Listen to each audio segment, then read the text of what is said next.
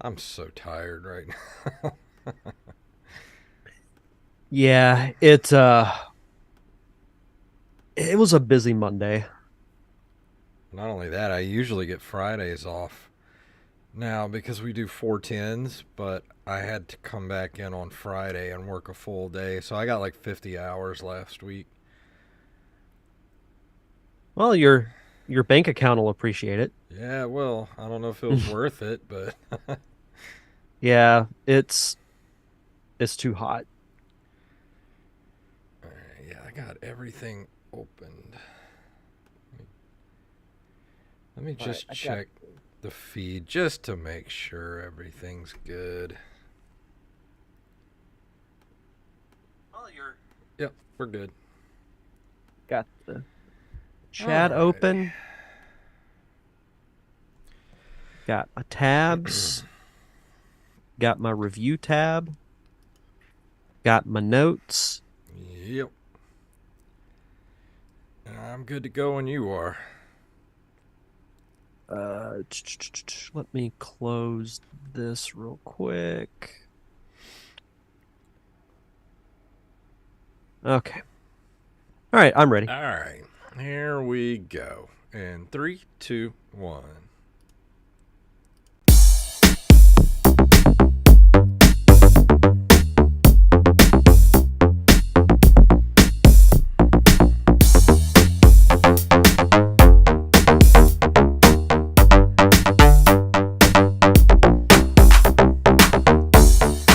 Greetings, programs, and we're coming at you from the surface of Mercury. My name is Jason Robbins. And my name is Derek Diamond. It's a little hot. Yeah, we were talking before we started recording, and I was talking with Samantha over the weekend, and I'm like, you know what? We should just move to Colorado. Like we both love Denver. It cannot be as hot as it is here. It's to the point now where it's like the way it used to be is, yeah, it would be hot during the day, but like early in the mornings or at night after the sun goes down, you would at least feel okay. Now you don't even get that. No, there's no relief from it. There's no reprieve. None. No, and when I was talking with Jen Taylor on my podcast a couple of weeks ago, she was like, "I don't know how you guys do it," because she had just come from Tampa from doing a convention, and I'm like, "Yeah, the smart ones stay indoors during this time of year. We don't handle it. We just avoid it when we Uh, can." it's so bad. Like, why is it like this? I'm thinking Alaska. Alaska sounds good right about Ooh, now. Alaska, those wonderful Alaska nights Yeah. sound pretty awful. So how was your Uh, weekend?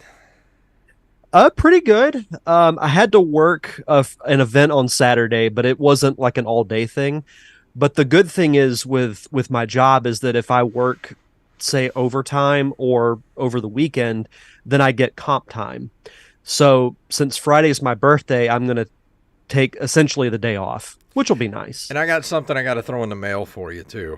You got a package coming. I got to get I to the post office and get it in there. I will wait with bated breath. I think you'll like it. I can't wait. But now, other than that, so I sent this in our group chat, but Samantha and I went to a little known restaurant here in Pensacola called McGuire's, Hmm. and man, we have not been in over a year, It looks so good. and I inhaled my steak. It was so good. I would say that McGuire's is probably one of the top 10 best restaurants in the entire United States. I wouldn't argue that. It's one of those places like if somebody comes here and they're visiting and they can only go to one restaurant, I'd tell them that's where to go. Yep, 100%. But how was your week? Hot, gross. um, I did. I got toy soldiers for the Switch because I needed to move on from Tears of the Kingdom. So they had a sale on the eShop. So I picked up toy soldiers for nine ninety nine, I think. And that's Okay. if you like tower defense, that's pretty much what it is. Yeah, I need to look at the eShop to see what all's out there. Like I know I want to get. Pikmin 4, but it'll just be kind of finding the time to play it because I've got to I got to finish up the rough cut of Steve's movie, and then I've got another editing project I'm working on. So it's finding that time. That's the tough part, but Yeah. I'll get there. Wally got me back into Loop Hero for a little bit, but I saw that. I managed to break its hold over me by buying toy soldiers. Did it have you in a stranglehold? Yeah, it did. As Mr. Nugent said back in the day. Yep, it did. But that's a good game, though. If you never played It Loop is. Hero, it's just such an addictive game loop. Yeah, I mean, you talked about it here on the show, and you got me into it. And the first time I played it, next thing I knew, like 2.5 hours went by. Yep. But it seemed like I'd been playing the game for like 10 minutes. But yeah, I got that. That's pretty much all I've been doing. Just trying to beat the heat, man. Dude, it is unreal. It's been over 100 degrees every day for over a month and a half now, and I'm over it. Yeah, when I left Defuniak Springs Saturday afternoon, my car thermometer read 105. That's just stupid. It's awful. And I told Samantha this too. Normally October is when we get like that real fall weather. I think it's going to be later this year. I think we're going to get to like, I'll say early November will be when we first get it. I don't think it'll ever be cool again. I think this is just the way it's going to be from now on. It's just going to be like this forever. Yeah, if that happens, Colorado is going to be giving me a call I can't ignore. Yeah, because, that's where the shoreline's going to be from all the ice that's going to melt on the polar ice caps. Yeah, our houses are going to be underwater. We're going to have to do this show from a submarine. Yeah, no kidding. But we got some news to get to. You ready to get to the news this evening? Yeah, let's do it.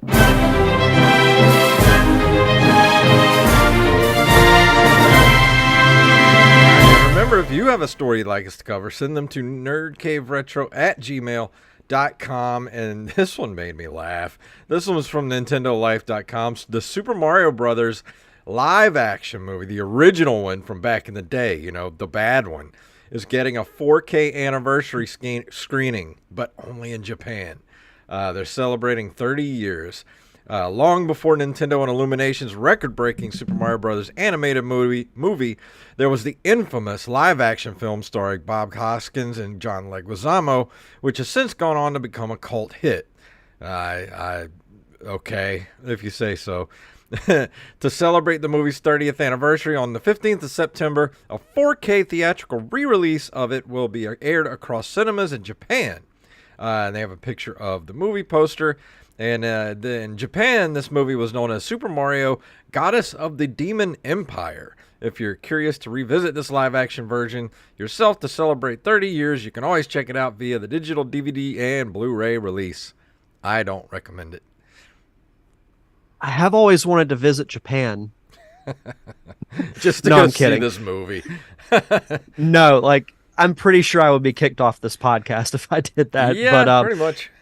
But I mean, if you're into it, I think it's kind of cool. It does have its cult following. Like, there are movies that are so bad that they're popular in some circles. And I will say this, I don't hate the title Super Mario Goddess of the Demon Empire. Yeah, that sounds kind of cool. This should be the next game.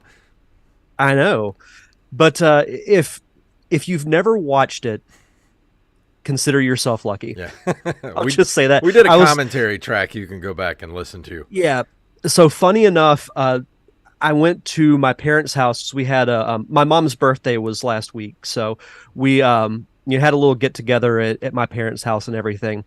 And I asked one of my younger cousins if they had seen the Super Mario movie. And he said, I've seen one of them. And I'm like, does he know of the other one? And he was just like, yeah, I've seen the one where, Bowser sings the Peaches song. And I'm like, oh, thank God. So we're good. He's only like 7 years old. So don't subject him to that bad. No, I was thankful that he had not seen that movie. Poor kid. Let's see. Next up, also from NintendoLife.com, Red Dead Redemption's estimated file size revealed on the Switch eShop. Rockstar Games will release Red Dead Redemption on the Nintendo Switch next week, and if you're wondering how much space you'll need to download and install this one on your system, read on. According to Nintendo Switch's eShop and website, this new conversion of the Red Dead will require an 11.4 gigabyte download. This particular version of the game includes not only the base game, but also the Undead Nightmare expansion, which is quite interesting. Yeah, I would buy it just for that. But the physical copy will come out in October. So you've only really got like 2 months to wait for the physical release. So I think that's what I'm going to do. And plus, I don't want it really taking up that much space on my Switch. Yeah. And the thing is, people are really angry about this re-release because it's not a remaster, and it's not even being put out like on the Xbox Series S and X or the PS5. It's coming out for the Switch and the PS4, which I'm fine with that. I mean, the Switch is basically the same power as the 360 anyway. So the way I played it originally is the way it's going to play and look now. And is it worth throwing $50 down for? I mean, I like the game. I'll throw down $50 for it just to play Undead Nightmare again. I think it's worth it because it includes the Undead Nightmare expansion. You get the original and the Nightmare expansion. I think it's worth it. Mm-hmm. I'm going to get it. Let's see. From Destructoid.com, Sega launches Fast Friends Forever campaign to celebrate Sonic community. Everybody's favorite blue hedgehog has been having a few good years thanks to the success of the films and the excitement surrounding the upcoming Sonic Superstars game. I can't talk tonight. Sega recently launched a campaign called Fast Friends Forever to celebrate the millions of fans. The campaign is kicked off with a promotional video as well as the launch of a website where fans can expect updates. Fast Friends Forever will last all year long with a variety of events and activations. Let's see. Fast Friends currently promotes a few Sonic-related events, announces the opening of the official Sonic-themed restaurant in San Diego on August 20th, and where you can enjoy Sonic's classic chili dogs, knuckle sandwiches, blue blur slushies, and golden rings, and more. You can hear beautiful orchestral recreations of Sonic soundtracks done by the the Sonic Symphony Tour. You can hear about the Sonic Symphony Tour, which will kick off on September 16th in London before heading to several cities, including Los Angeles, Boston, Paris, and more. As part of the campaign, a series of Fast Friends Forever digital comics are planned, and they've been created by fans from around the world. And the first one, titled Live Without Regrets, is already available, created by Ian Jones-Quartey. The comic features Tails and Sonic, and it tells a story about never giving up. So if you're a Sonic fan, there's a lot of stuff here in the Fast Friends community. I find it kind of ironic that a story called Fast Friends Forever is coming from a website called Destructoid. Yeah. It's like the anti Fast Friends Forever. Yeah. But no, this is really cool. You know, I think it's something that I think has been needed, and maybe because the Sonic community can be a little divisive, especially when it comes to the more recent games. Yeah. So hopefully this will be something that can bring the community together. Yeah. And I will say this: I looked at the tour dates for the Sonic Symphony. Mm-hmm. It does come to Atlanta at the end of the year. Oh yeah. How much are tickets though? I was afraid to look, but it's, I think, December 29th. So if they're within my budget, I'll see if I can talk the missus into going, because that'd be really cool. I've seen YouTube videos of the symphony, and it looks really cool. You know, they did the same thing with Zelda for its 25th anniversary. They have the game playing behind the orchestra as they're playing the music, which is awesome. And you know, I'm excited for Sonic Superstars too, because you know, Sonic Mania was fun, but we haven't got a new 2D Sonic game, because Sonic Mania had a lot of remastered zones with a few new ones. This is an all new game, so it's like the new Super Mario Brothers treatment for Sonic. So I'm really excited about that, and I wish I could go to that Sonic restaurant. It made me laugh when I read knuckle sandwiches. I want a knuckle. I want to know what's on a knuckle sandwich. I do too. Is And it I'm sure the golden rings are just onion rings. is it squirrel knuckles? Let's see. I'll accept the cookies, I guess. Yeah, From what is this website? yeah, YLE? yeah. yle.fi. I tried to Okay. link from what was it Forbes, but it wanted me to pay, so I found it on something else. From YLE, Rovio shareholders agree to Sega buyout offer. Let's see, this was reported August 10th. The sale of the Finnish mobile gaming firm Rovio to the Japanese company Sega looks set to go ahead. They announced on Thursday morning that shareholders holding 96.3% of its stock have accepted Sega's offer.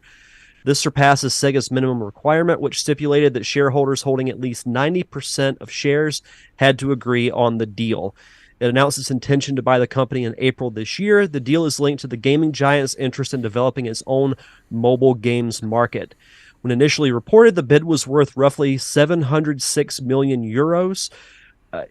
Israeli gaming company Playtika also announced their intention to purchase Rovio, but their 683 million proposed buyout did not convince them. It's particularly known for the Angry Birds franchise, so they do have Mhm. some note in the gaming world. But I remember us talking about this when it first broke. So good for Sega. I think it only helps them. It can't hurt Yeah, to I, try and venture out into the mobile market. I think Sega really wants to get into the mobile gaming market because I think Sonic could thrive there. Oh, absolutely. So I mean, you never know. I mean, Sega, you know, they're not going to get back into the console market again anytime soon, but I think they could do really well in the cell phone market, like developing apps and games, things like that. And it's a market that Nintendo's not tapped into. So why 100% not? correct. So I think they don't have really anything to lose by doing this. And Mhm. I'm with you. I think a Sonic mobile game could thrive. Yep. And this last one is from nichegamer.com. Former Sega director says Michael Jackson's songs never made it into Sonic 3. In an interview with Retro Gamer shared by Nintendo Everything, former developer Roger Hector claims music legend Michael Jackson's music never made it into Sonic the Hedgehog 3. Let's see. He revealed that Michael Jackson did compose the entire soundtrack, but his music never actually made it. In a direct quote, I get this call from one of Michael Jackson's people telling me Sonic was Michael's favorite game and could he come to Sega and meet the people who made it. He came in after hours. I gave him a tour and introduced him to the creators of the Sonic games, and he was thrilled. You could see he was a total Sonic fan. He was really, really excited. So one of our guys says, why don't you write the music for the next Sonic? And he says, okay. Everyone's jaw dropped. I'm thinking, how are we going to work this out? But basically, he did write the entire score for Sonic 3. I had a CD of it. It was all in the game, and we're just a few weeks away from delivering the final code so it can be produced for Christmas that year. And then the story started appearing in the papers about Michael and him being the bad guy with kids. Everyone panicked. We had kept it a secret because it was going to be this huge surprise announcement that Michael was doing the score, and then boom, this thing comes out about him. Sega of Japan made the decision to take his music out. I had a composer on my staff who'd done a bunch of video game music in the past called Howard Drawson. I told him he had to replace the audio for Sonic 3, basically 16 weeks worth of work in a week and a half. I said we'd slide food under his door, but he couldn't leave the office, and he did it. He was an amazing guy and has gone on to do a lot of movie music in Hollywood, but he got his break as STI as a last-minute replacement for Michael Jackson. Yeah, this has been like a gaming myth Yeah. ever since before this game came out because I don't know if you remember, but when Sonic Origins came out last year, some of the music was removed Yep. from I believe it was Carnival Night Zone, Ice Cap, and Launch Base. Those tracks were replaced by tracks that were used in the prototype Mm. of the game. And the creator of Sonic came out and said, "Oh, well, they removed Michael Jackson's music," which then was like the confirmation that he had made music for the game. Yeah. But then this contradicts it. Mm-hmm. So I asked the question, why were those tracks removed then? I guarantee you they still used some of that music, or at least it was the inspiration for some of that music. Because, I mean, writing an entire soundtrack in a week and a half is quite an accomplishment. Yeah, it's an interesting story, and I say that because it's like it's been going on now for 30 years. One person says that he wrote the music, another person that's involved says he didn't. And the truth is probably somewhere in the middle. Yeah, I'm thinking that they still use some of the music that he wrote for those zones, Yeah. and they had to be removed because of legality issues. Yeah, maybe they put it But like I in don't a, totally understand what he's saying in this article, because Michael Jackson, yeah, he's one of those few acts that transcends music, yeah. but we forget that he was in a lot of controversial stuff back then. Yeah. And So the Michael Jackson estate might be sniffing around too at Sega, and he has to come out and be like, hey, he didn't have any music on Sonic 3. So yeah. Yeah, it's interesting though. Like it's like I said, it's one of those like mythical gaming stories Yeah. from back, because I remember even hearing about this back then, that he allegedly wrote some of the music. Then a story came out that said he didn't have anything to do with it.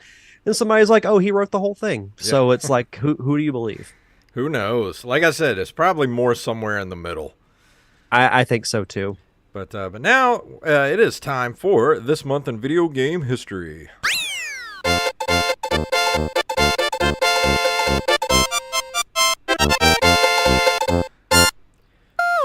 In August of 1985, Atari Games releases Indiana Jones and the Temple of Doom as the first System 1 game to feature digitized speech from the 1984 movie. Gameplay involves Indy freeing children from cages, whipping thuggy guards and bats, an exciting minecart chase, a temple scene, and a drawbridge scene. Did you ever play this in the arcade? I did not. I know of it, but never got the chance to play I it. played it. I don't think it was in an arcade around here. I think I remember playing it a little bit, but I don't really have any memories that stuck about it. I've seen gameplay of it, and I think I've played it, but I don't really remember if I did or not, or if I just have because I remember playing Indiana Jones for the Atari 2600 and things like that. But I don't know if I ever played this in the arcade, but I do remember it being in the arcade, though. It's interesting because I was thinking about this the other day. I would love a really good Indiana Jones game. They made that really good one for the original Xbox. It was Indiana Jones and the Emperor's Tomb. I don't know why they don't make more like that, because it's basically just Uncharted is all it is. Just reskin an Uncharted game as Indiana Jones. Yeah, and it's funny because when I played Uncharted, I was thinking, this feels like Indiana Jones. That game was great. Maybe they should do a remaster of that. Yeah, I mean, I'd be okay with that. I never got a chance to play it, but I heard nothing but good things. It was awesome. August 29th of 1989, NEC's PC Engine releases in North America as a little-known system called the TurboGrafx 16. Still wish I would have bought one back in the day. I don't know why, but I always think of the TurboGrafx 16 coming out in like around the time of the NES, like 85, maybe 86. No, I remember going to playing. You remember you could go to Toys R Us back in the early 90s, and they would have the video game section, and you could play the consoles on the TV. I used to go in there and play Bonk all the time on the TurboGrafx. I always wanted to buy one, but I just never did. It's just one of those things, like, how you associate certain consoles with certain time frames. Like when I think of the Genesis and the Super Nintendo, I think early 90s. But for some reason, I associate every console before that as like 82 to 85. Uh, Shows my ignorance, I yeah. guess. Let's see. August 5th of 1995, Nintendo releases the critically acclaimed Super Mario World 2 Yoshi's Island for the Super Nintendo in Japan. I never Still, really played this one all that much. you should. It is one of, I think, still one of the most underappreciated Mario games and one of the more underappreciated Super Nintendo games. Yeah. Because you look at it and, like, if you're Nintendo, how do you top Super Mario World?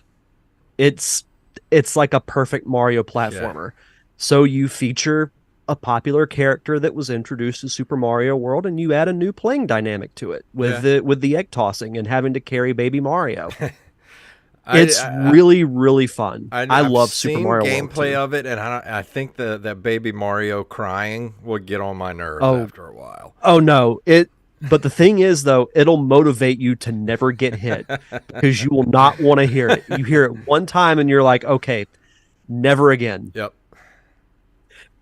And finally, August 17th of 2000, THQ releases WWF Royal Rumble for the Dreamcast in North America. I need to review a wrestling game. It has been a while since I've reviewed one. I remember briefly playing this for the Dreamcast, but I didn't get into it like I did, No Mercy or WCW Nitro or WrestleMania 2000 back in the day. Yeah.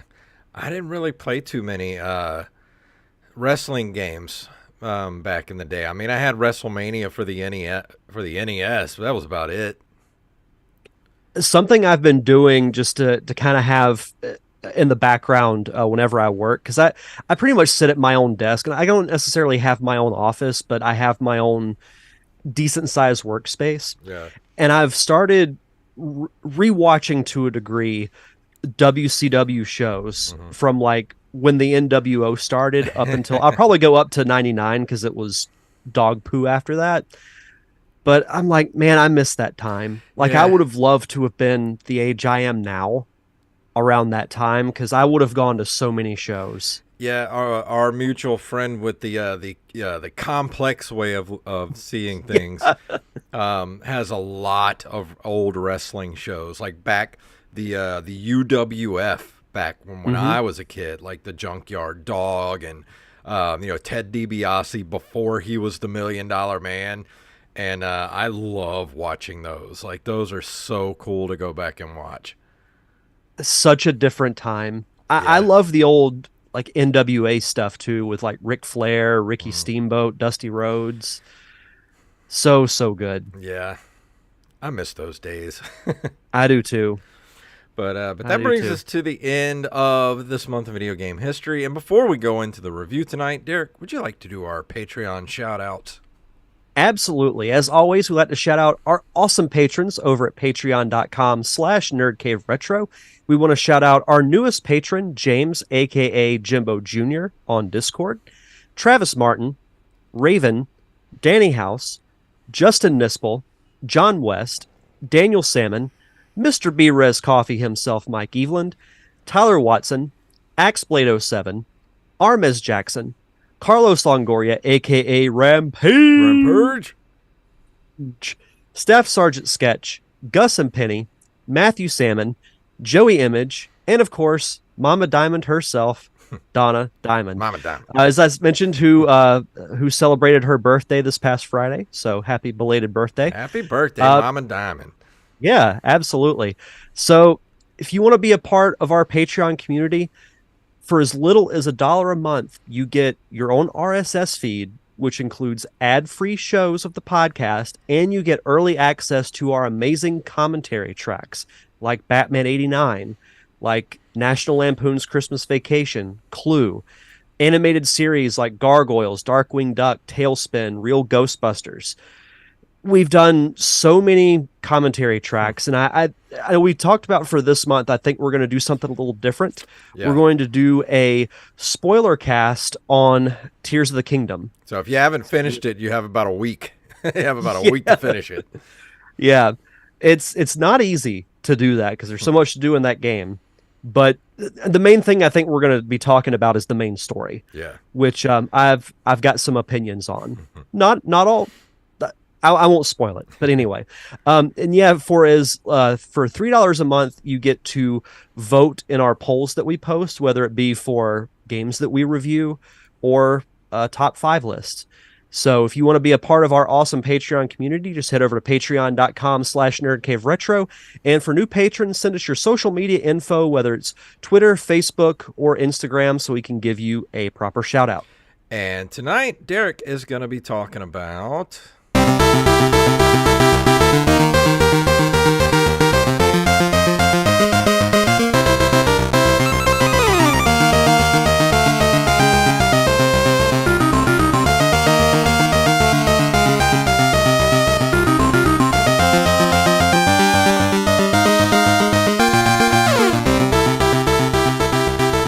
What I want to know is how Konami got such smooth sound out of the Game Boy like that.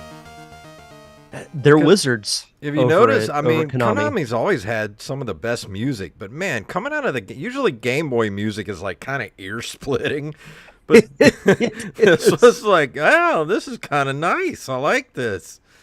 Yes, and funny enough, I had never played this game before until I started playing it for this review.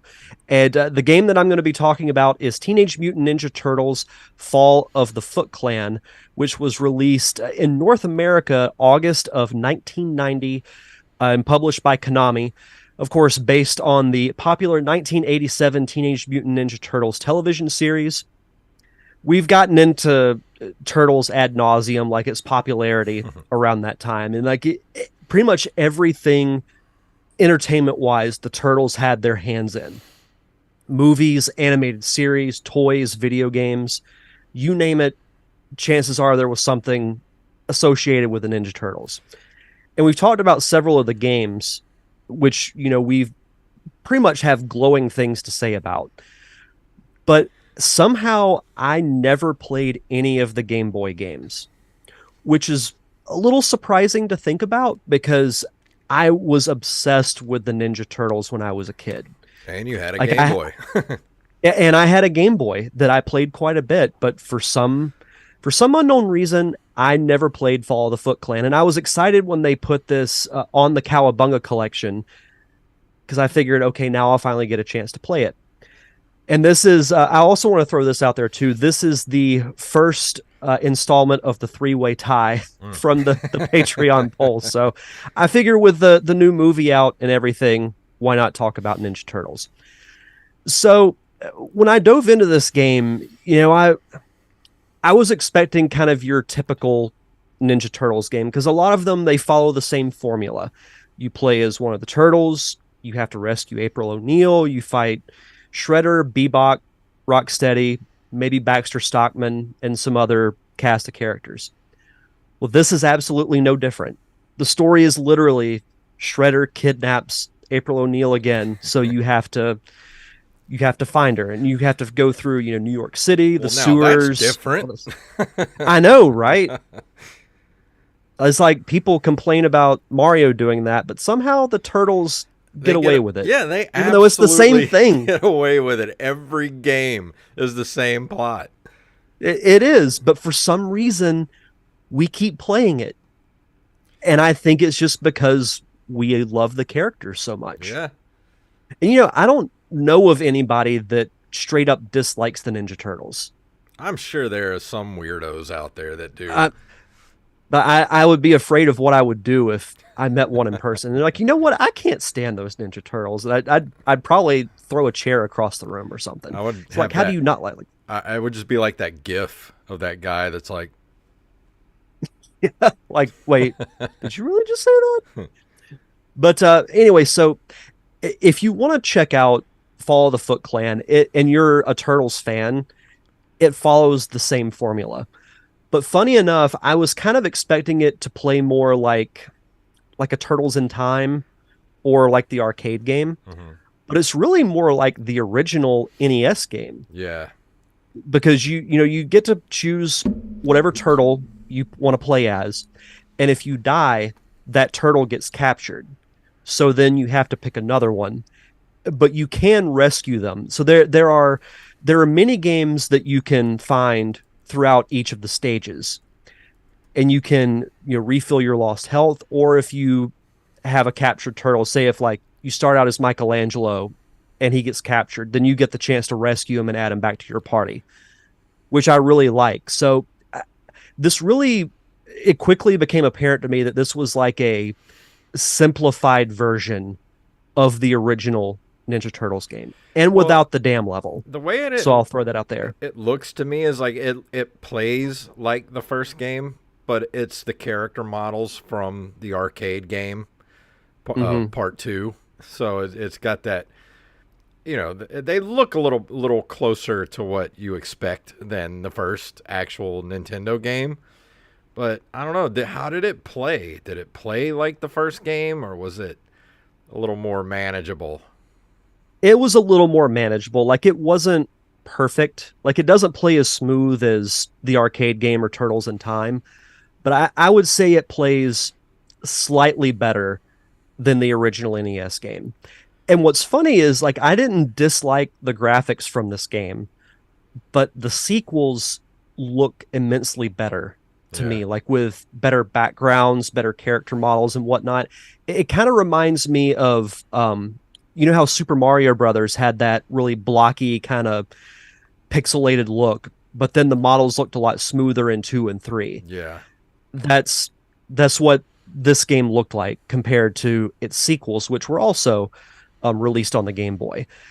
There are only, I believe, 5 stages, so there's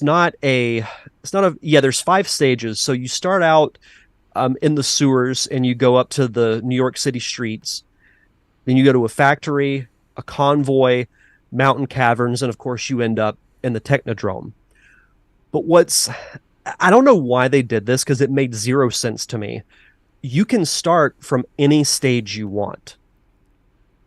You don't have to start from stage 1.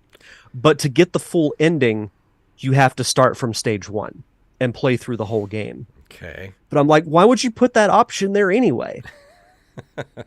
Like, I'm not gonna start in the Technodrome, Yeah. and I'm curious, like, what happens if you do that? Because I just started from stage 1, and I'm like, do you just play through the Technodrome and the game's over? Yeah, that's what I was just thinking. Like, because it's not like you know where it's where it's sort of like Mega Man, where you can pretty much Mm-hmm. go whatever level you want to start with, and you defeat that boss. But then once you defeat all the bosses, then you can go on to the final boss stages. This isn't set up like that. This is just sort of like you could And go to level 5, but like you said, that's where the Technodrome is. maybe that's how it is because I didn't even bother to look. Like, I didn't know that you could choose whatever stage you wanted until like I was reading up on the game because I just jumped right into stage 1. Hmm. So maybe it is like that where you can start at stage 4 and then go back to 1, but then you have to play the Technodrome last because story wise Okay. it wouldn't make any sense Yeah. to do that. But oh, and what's cool about the game too is that the controls are completely customizable. Now, granted, the Game Boy only had 2 buttons, Mhm. but you can choose what you want as your jump button and your attack, which I think is kind of cool. See, that's something that would have saved a lot of games back in the day. Because there were a lot of games that came out with sort of a backwards control scheme. Because Super Mario set the standard. B is to sort of, if you hold B down, it makes you run faster. A is to jump, and then B is to use a weapon, like tap B to use a weapon. That's the standard of how a game should have been on the NES. But sometimes they would play with that and put it backwards, and it would totally just. It was like, this is not how it's supposed to be. If you could have went in and just remapped those buttons, it would have saved a lot of games back then. No, I think so too. And it would always throw me off when Nintendo would do that or whatever company would make, game A that would have a completely different setup where it's like, oh, B is jump. But Yeah, no, wait, A was jump in this other game. nobody wants Like, B to be the jump button. Nobody. no, A is jump, B is run and attack. Like that's how it should be. So I really appreciated, because you bring up that very point. I appreciate that they make the controls whatever you want them to be. I So like that. if you prefer the opposite way of what we were describing, you can do that with this game. And I did want to throw out there, you mentioned the music. A lot of the Game Boy's music, even some of the Mario games, I will say that the music's kind of hard to listen to, Yeah. because I can remember sitting in my parents' car playing the Game Boy, and I would have my little headphones, and even through that, it would almost hurt my ears. So like I would just usually play with the sound off. But this music was pretty pleasant to listen to. Like, do I think it's up there with Turtles in Time or the arcade game as far as the soundtrack goes? No, because there's not really like a memorable track to it, but it's still not bad. I would put the Ninja Turtles franchise up there as one of the better, like consistent, good quality music Yeah. across every game. Well, like we've said it 100 times here. Like Konami was known for being able to get good music out of the NES and the Game Boy because they actually put sound chips in the actual game carts as well. That's how they could get so much good music because you had two different sound chips, one on the NES and one in the game cartridge itself.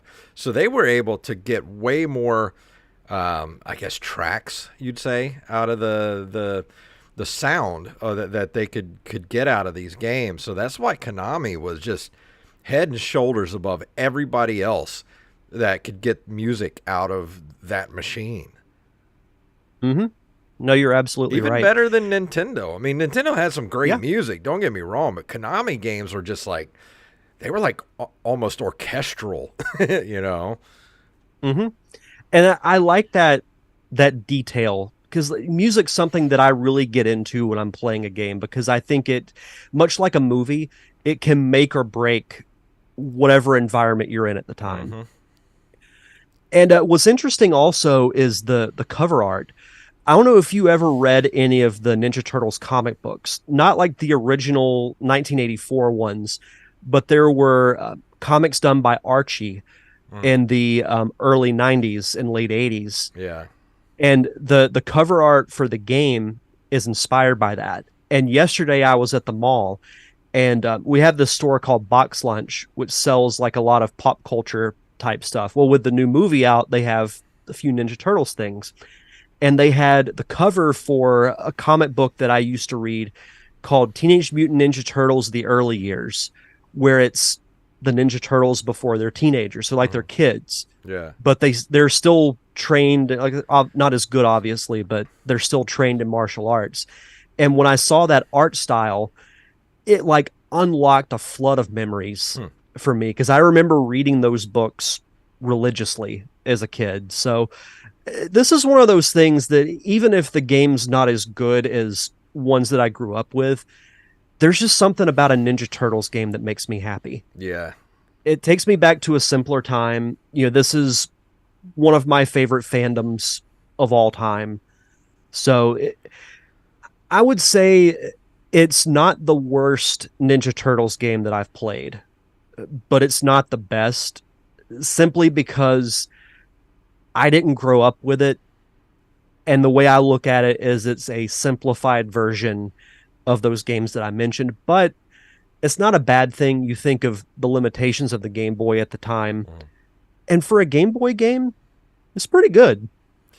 Honestly, like it stretches its limits. Well, I won't say stretches its limits graphic wise, because I think the sequels look better, but music wise, it definitely, to me, rips open the envelope instead of pushing the envelope for Yeah. the Game Boy soundtrack.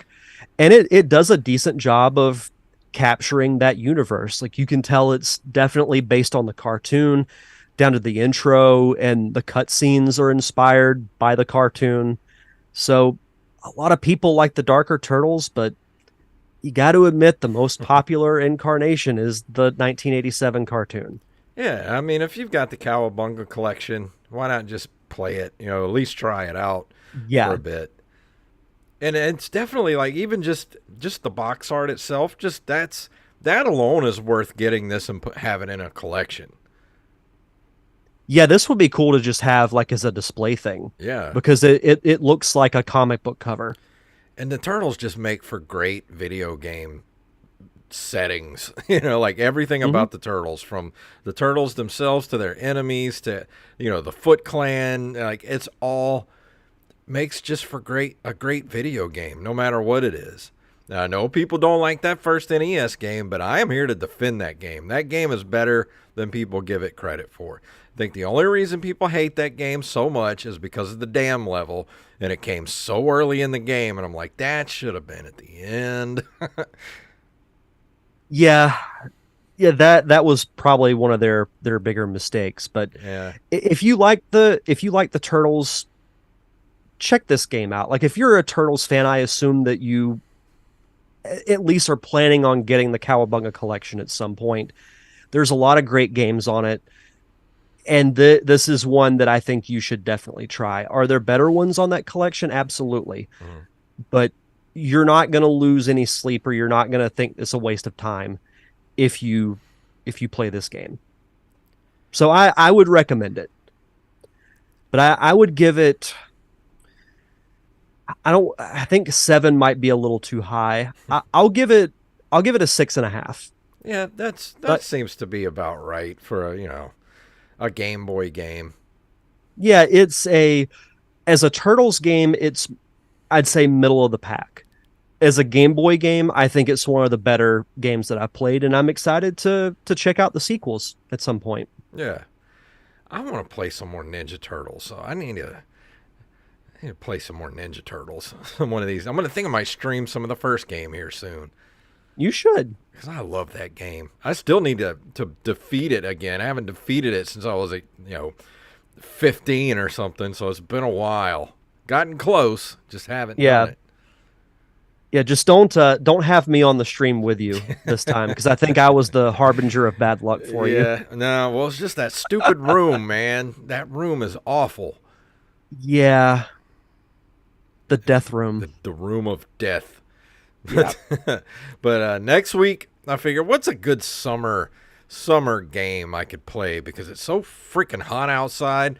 And you know, I could not believe I have not reviewed this game yet. But Hudson's Adventure Island, I'm going to review next week. One of probably the top 10 of best NES games I would throw out there because I love it's one of the first games I ever played, probably one of the first handful of games I ever played for the NES, and next week I'm going to review it. I'll break out my Hawaiian shirt for it. It's so, I mean, you got to love Master Higgins because he's Oh, absolutely. a little dude in the grass skirt, hucks tomahawks at people and rides skateboards. I haven't played a ton of it, but it is fun and I do like it. So I'm excited to hear your take on it. And it's difficult though too, and not Yeah. it's not like throw your put your hand through the TV difficult, but it's pretty freaking hard. It's Nintendo hard. Yeah, but that's not always a bad thing though. But that's gonna bring us to the end of the episode. So Derek, what is going on over at the Derek Diamond Experience? So today I dropped episode 370, which is crazy to think. Ooh. So 30 episodes away from the big 400. That's a lot of episodes. That is a lot of episodes. God, I'd hate to come up with the amount of time that I've come up with for doing that show and well, any of the podcasts that I've done, but I don't regret any of it.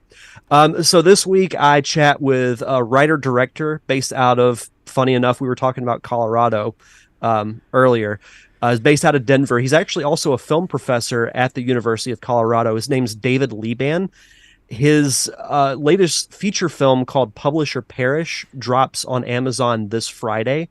And Steve and I briefly met him at the Spotlight International Film Festival in Jacksonville, where that movie won Best Feature Film at the festival. So we have a fun chat just about filmmaking in general. So if you're into that, head over to linktree.com/ddiamondpodcast or everything's there. Social media, YouTube, podcast subscriptions. And if you could, and I know we talk about it for this show too, but please rate and review the show, whether it's on Apple Podcasts, Spotify. The more ratings and reviews the shows get, the more visible that they are to people who are searching for, like in this case, video game podcasts, or in my show's case, entertainment podcast. It really does help, and it only takes a minute and doesn't cost you a single cent. Yeah, it takes less than a minute. Go give both of these shows a good little review. And sometimes, like Spotify, all it is just go tap stars. Just go tap the stars for us, and that'll help us out. As far as the Open Micers goes, the Open Micers podcast, at Open Micers on Twitter or whatever it's called, X these days, and Instagram. Last week we had on comedian Zach Reinert, which we had a really good conversation with him. The week before that was, we had Austin Church and Ben Compton both on the show. And, man, we have had so many good guests on the last couple of months, really. Go check the show out if you haven't already. It's at Open Micers, or just go to openmicers.com. And I think that's going to just about do it for this week. What do you say? Let's get out of here. Let's get out of here. If you want to email us at nerdcaveretro@gmail.com. Nerdcaveretro.com takes you to our link tree, and that includes our Discord. You can hit that little Discord button, and you go straight to our Discord and make yourself at home right over there in our little community. And a lot of people joining up, and we hang out and we talk about video games and all kind of stuff. So why are you not in there already?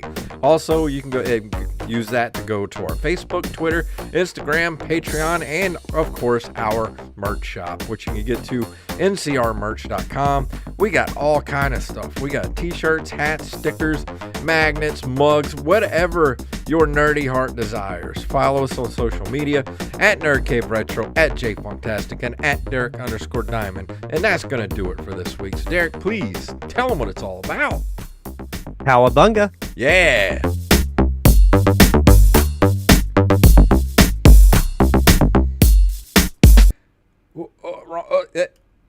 Wise man say, forgiveness is divine, but never pay full price for late pizza.